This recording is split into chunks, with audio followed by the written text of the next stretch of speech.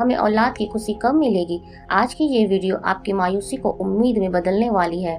कितना मुश्किल होता है ना, जब आप किसी शादी महफिल में जाते हैं और लोग नजरों ही नजरों में आपसे पूछ ही लेते हैं कि अभी तक कोई खबर नहीं।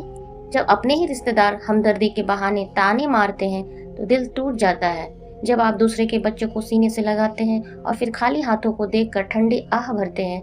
कभी कभी तो ऐसा लगता है कि क्या दुआएं कबूल होना बंद हो गई है? क्या मेरे नसीब में यह खुशी अभी नहीं आएगी?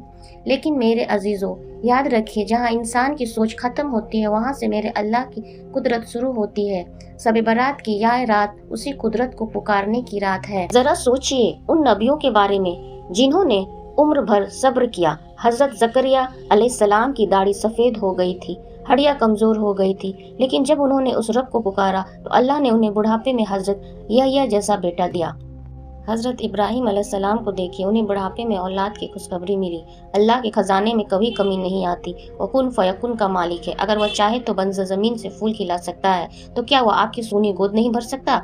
बस शर्त यह है कि मांगने वाला पूरी तड़प के साथ मांगे। इस शब बारात की रात को सिर्फ जाग कर या हलवा खाकर ना गुजारे। यह रात आपके नसीब को बदलने की रात है। रात के तीसरे पहर पर जब दुनिया सो रही हो तो आप वजू करके अपने रब के सामने सजदे में गिर जाएं।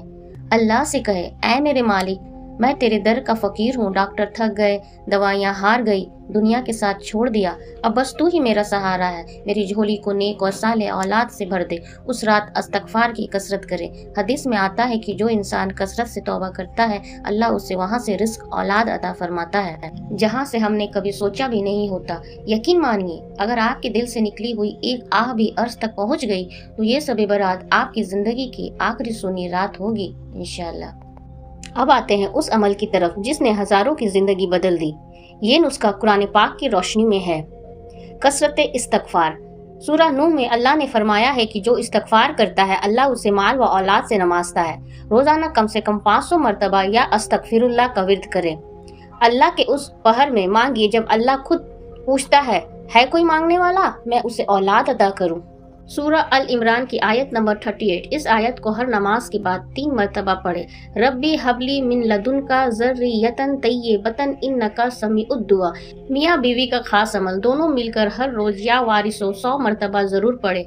मेरे भाइयों और प्यारी बहनों, औलाद नसीब से मिलती है लेकिन नसीब दुआओं से बदलता है। आज इस वीडियो के नीचे कमेंट में आमीन लिखे। क्या पता किसकी ज़बान से निकला आमीन कबूल हो जाए और आपकी मुराद पूरी हो जाए।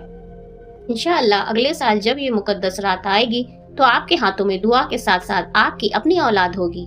अल्लाह उन तमाम जोड़ों की दुआ कबूल करे जो औलाद के लिए तड़प रहे हैं।